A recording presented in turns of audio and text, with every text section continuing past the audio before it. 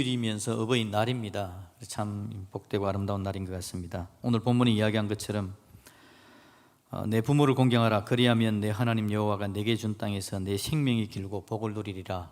여러분, 생명이 길고 복을 누리시는 은혜가 있기를 다시 한번 주님의 이름으로 축복합니다.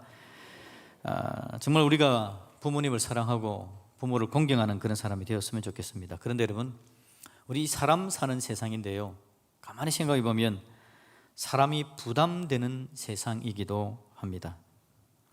사람이 부담됩니다. 그래서 관계가 어려움이 생기고 사람과의 관계를 만들어가는 데 있어서 많은 비용이 나타나지기도 하죠. 그래서 어쩌면 또 자녀의 양육이 부담이 돼가지고 출산을 꺼리는 사람까지도 나타납니다. 어쩌면 관계가 너무 힘들고 어려워서 부담이 되어져서 부담 안 되는 방향으로 뭔가를 찾아가기도 하지만, 그래도 여러분, 인생이라는 존재가 편리함이나 신림만으로 이해하기로는 너무나 영적인 존재다라는 걸 우리가 기억할 수 있죠. 인간적으로 어떤 편리함, 유리함만 가지고 인생을 결정하고 나가기에는 눈에 보이지 않는 영적인 세계가 너무 엄청나죠. 그래서 눈에 보이지 않는 계산법을 활용하지 않으면 잘한다고 생각하고 결정을 했는데 그게 오히려 우리에게 엄청난 마이너스가 되는 일들이 너무 많기 때문에 오늘도 우리는 여러분, 우리의 영안을 밝혀달라고 하나님께 기도해야 되고요, 그러면서 하나님의 뜻이 어디 있는지 늘 살펴보아야 합니다. 사람과의 관계 속에서 특히 자녀를 대할 때, 부모를 대할 때, 옆에 있는 사람과의 관계 속에서 하나님께서 뭘 원하시는지를 볼 수 있어야 되는 거죠. 여러분, 하나님의 뜻을 살필 때 우리에게 제일 중요한 게 뭡니까? 하나님의 말씀이죠. 하나님의 계명. 하나님 말씀 가운데 그걸 가장 압축해 놓은 게 십계명 아닙니까? 십계명. 그래서 하나님의 백성의 삶의 뼈대가 되어지는 게 바로 십계명입니다. 십계명을 여러분 둘로 이야기하면 뭐죠? 하나님 사랑, 또 하나는 이웃 사랑. 하나로 이야기하면 그냥 사랑입니다. 사랑. 그래서 기독교는 사랑의 종교, 하나님께서 우리에게 얼마나 큰 사랑을 베푸시는지 우리가 알고 그 사랑을 우리 주위에다가 전달하는 게 하나님 믿는 사람들의 살아가는 삶의 방식이죠. 자, 그런데 여러분, 이걸 좀 더 자세하게 십계명을 우리에게 알려준 게, 우리가 늘 십계명을 교독합니다. 주일 오전 예배마다. 근데 십계명만 교독하고 끝나는 게 아니라 맨 마지막에 마태복음 22장 37절부터 40절까지 말씀도 우리가 함께 교독을 하죠. 그 말씀을 같이 한번 여러분 읽어봅시다. 마태복음 22장 37절부터 40절까지 십계명하고 또 그 다음에 우리가 추가로, 이 말씀은 구약의 십계명을 우리 예수님께서 신약에서 재해석하신 겁니다. 그래서 십계명을 해석할 때 이 본문으로 해석하면 십계명을 제대로 이해를 하게 되는 거죠. 같이 한번 쭉 읽어봅시다. 시작. 예수께서 이르시되 내 마음을 다하고 목숨을 다하고 뜻을 다하여 주 너희의 하나님을 사랑하라 하셨으니 이것이 크고 첫째 되는 계명이요 둘째도 그와 같으니 내 이웃을 내 자신같이 사랑하라 하셨으니 이 두 계명이 온 율법과 선지자의 강령이니라. 아멘. 십계명을 예수님께서 이렇게 이야기합니다. 가장 큰 계명은 뭐냐니까, 첫 번째는 하나님을 사랑하라는 것이다. 두 번째는 누구를 사랑하라고요? 네 이웃을 네 자신같이 사랑해라. 그렇게 말씀을 해주시는 겁니다. 하나님 사랑은 첫 번째부터 네 번째 계명까지가 하나님 사랑에 대한 거죠. 그리고 다섯 번째부터 열 번째 계명까지가 이웃 사랑에 대한 겁니다. 그래서 이웃 사랑에 대한 계명 중에서 제일 첫 번째 나오는 다섯 번째 계명이 뭡니까? 내 부모를 공경하라. 거기부터 시작되는 거죠. 그래서 이웃을 사랑하는 데 있어서 부모를 공경하는 것부터 이웃 사랑이 이제 시작되어서 가는 겁니다. 하나님 사랑, 이웃 사랑. 이웃 사랑에 가장 우선적으로 있는 것. 그래서 약속 있는 첫 계명이다라고 그렇게 성경은 표현하기도 합니다.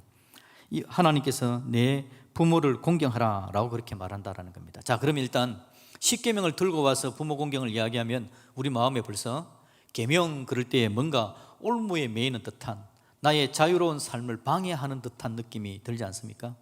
보통 그런 경우들이 많습니다. 그런데 여러분, 하나님의 계명은 우리가 결코 올무로 볼 일은 아닙니다. 하나님은 우리에게 계명을 주는 이유가 하나님의 사랑으로 우리를 안내해 주시는 게 바로 하나님의 계명입니다. 계명은 결국 우리를 위한 겁니다. 하나님께서 우리에게 주시는 복이 바로 계명입니다. 여러분, 지뢰밭을 통과하는 사람이 있다고 생각해 보십시오. 지뢰밭을 통과해야 됩니다.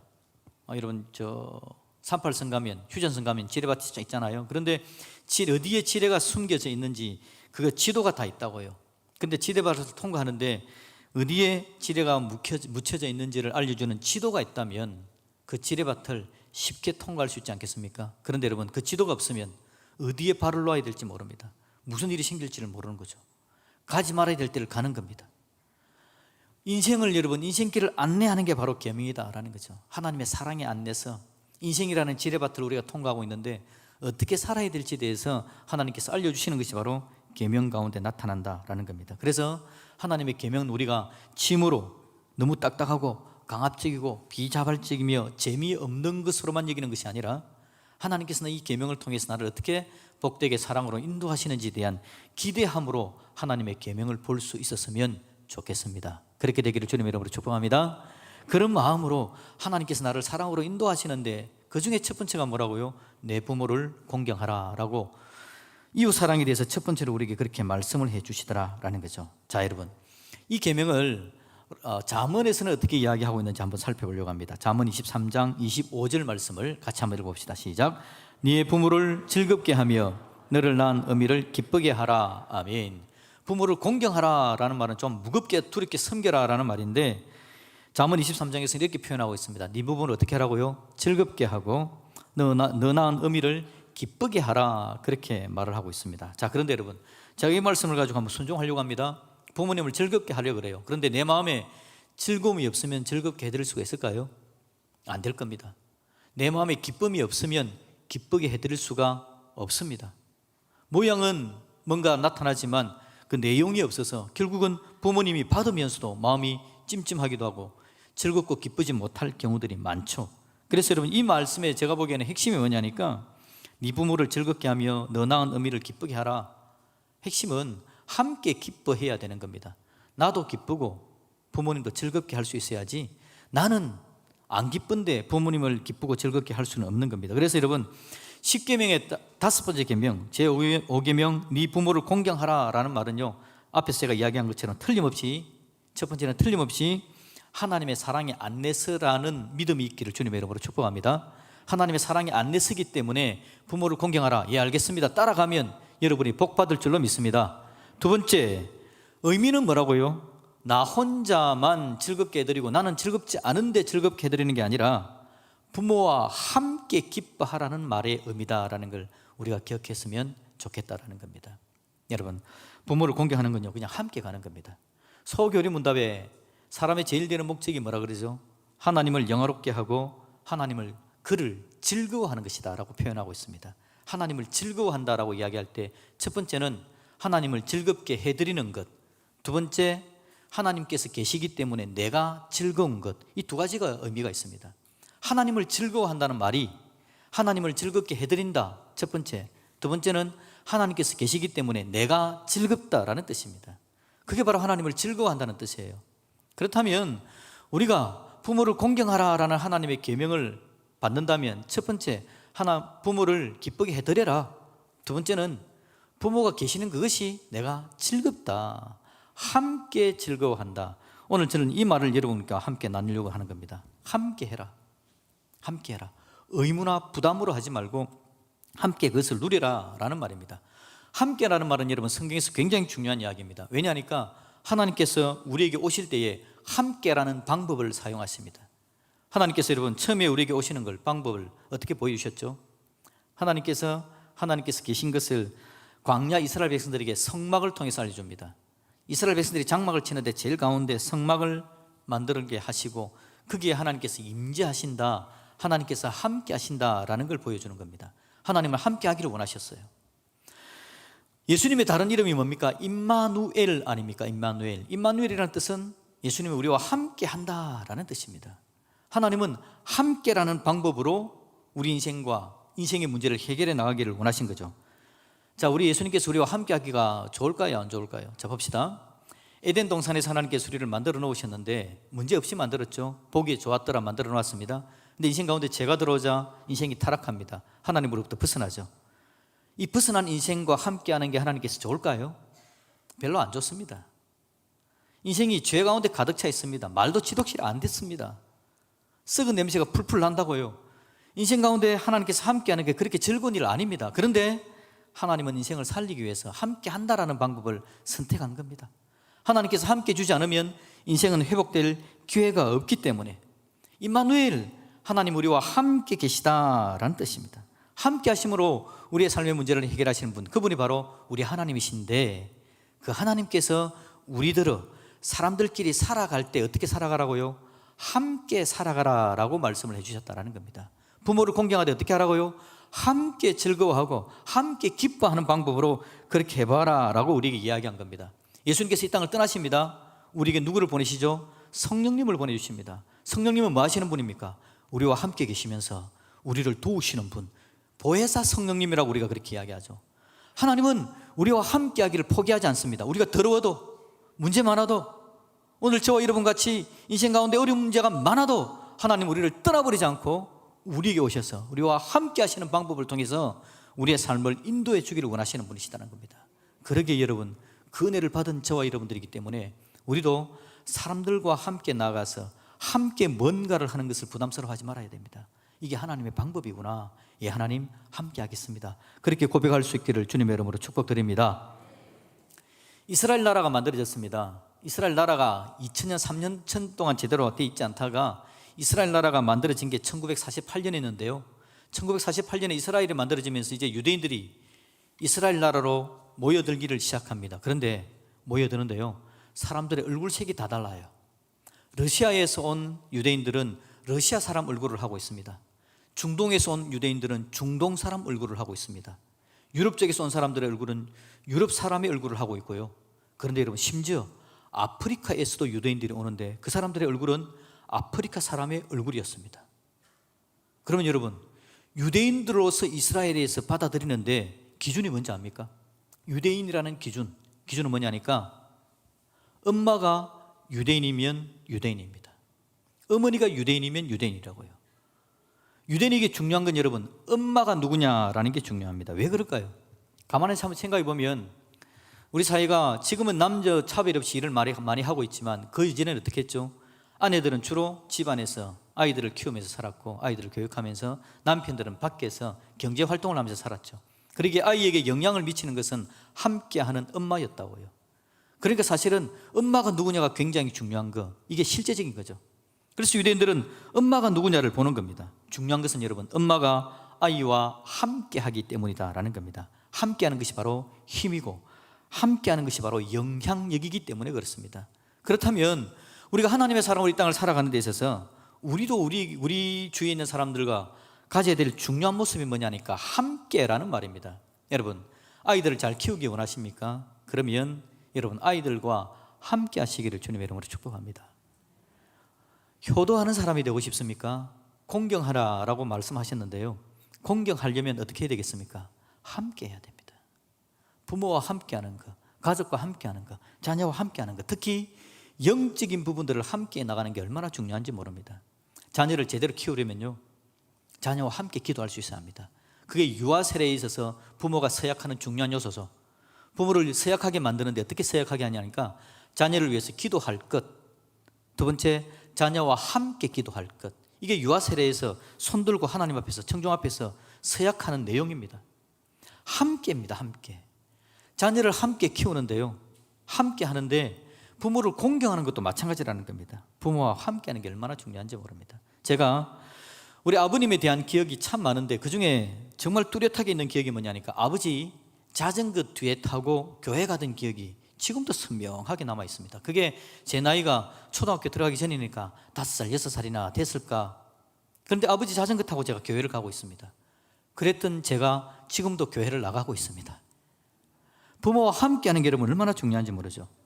제가 여러분 지금까지 평생에 들었던 설교 중에 제일 은혜로운 설교가 있었는데 제 고향 교회 수요 저녁 예배 설교였습니다.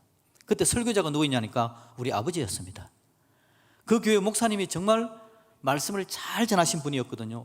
은혜롭게 말씀을 전해서 성도들을 잘 양육하는 귀한 분이었는데 그분의 설교를 듣고 제가 잘 믿음으로 성장했습니다. 그런데 제 마음에 가장 강력하게 남아있는 건 우리 아버지 설교. 왜냐하니까 우리 아버지가 장로님이었는데요, 목사님이 한 번씩 출타하시면 지금처럼 부교육자가 없는 시대이기 때문에 우리 아버지 장로님이 설교를 한 번씩 맡았습니다. 제가 기억하기로 자주 했습니다. 1년에 한두 번은 한 것 같아요. 설교를 하는데 제가 설교를 아버지가 설교하고 있으면 굉장히 은혜를 많이 받고요, 또 하나는 굉장히 마음 졸이면서 설교를 듣고 있습니다. 혹시라도 우리 아버지가 실수할까 싶어가지고. 그런데 설교를 하는데 은혜가 얼마나, 내용이 얼마나 집중이 되는지 모릅니다.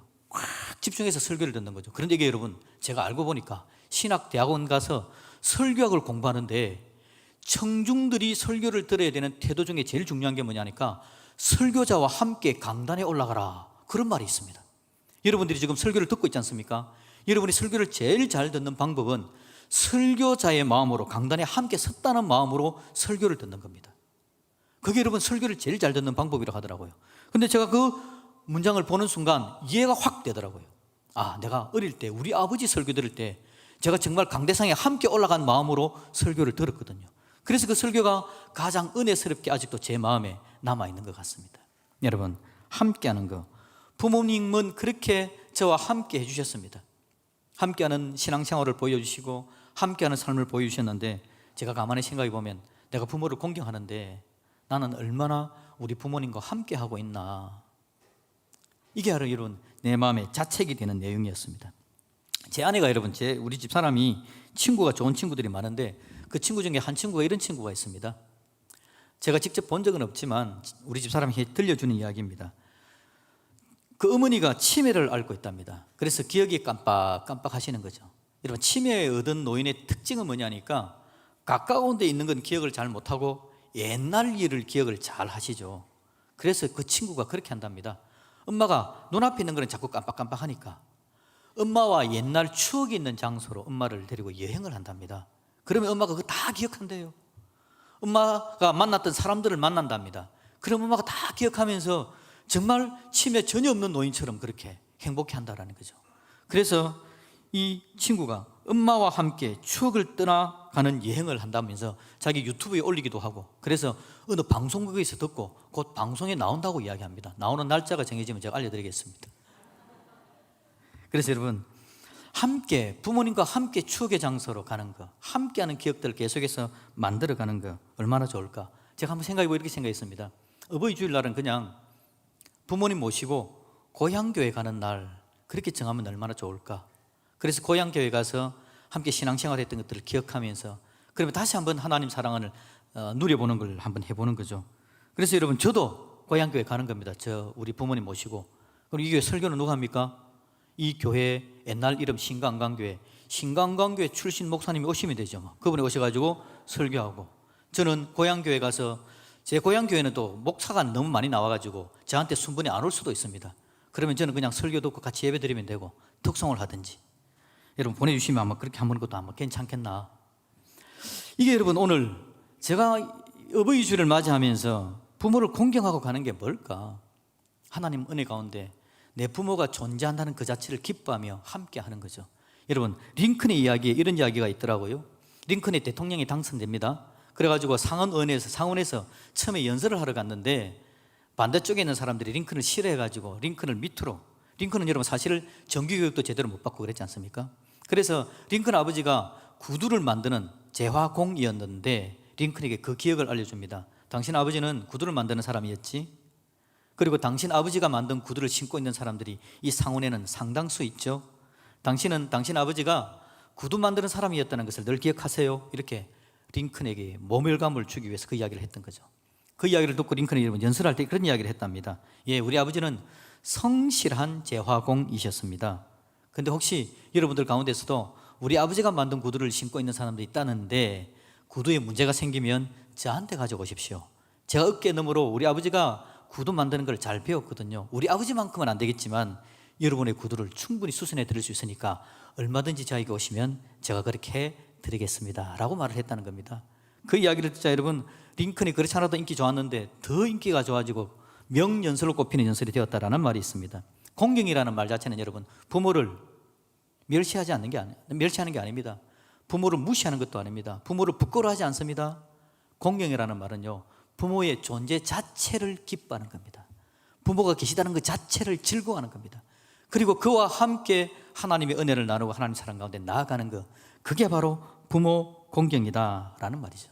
여러분, 우리 하나님은 우리가 연약해 보이고 죄악으로 가득 차 있음에도 불구하고 우리와 함께 주기를 포기하지 않으셨다라고 말씀을 드렸죠. 성령님은 우리가 지금도 죄악 가운데 있지만 우리를 떠나지 않으시고 죄 짓는 우리와 함께 계시면서 우리 기도를 들으시고 우리를 온전한 길로 인도하기 위해서 지금도 하나님께 기도하시는 분이 바로 성령님이시죠. 그렇다면 여러분, 그 놀라운 은혜로 우리와 함께 계시는 하나님의 은혜를 우리가 누리고 있다면, 예, 하나님 함께 계신 그 하나님의 사랑을 품고 나도 주위에 있는 사람들과 함께하는 사람이 되게 해 주십시오. 특히나 우리 부모님과 함께 즐거워하고 부모님과 함께 기뻐할 수 있는 믿음의 사람이 되게 해 주옵소서. 그렇게 기도하면 여러분, 오늘 신명기 5장 16절 말씀에 그리하면 네 하나님 여호와가 내게 준 땅에서 네 생명이 길고 복을 누리리라 라고 말씀하신 그 은혜, 그 복이 저와 여러분에게 넘쳐나게 될 줄로 믿습니다. 아멘.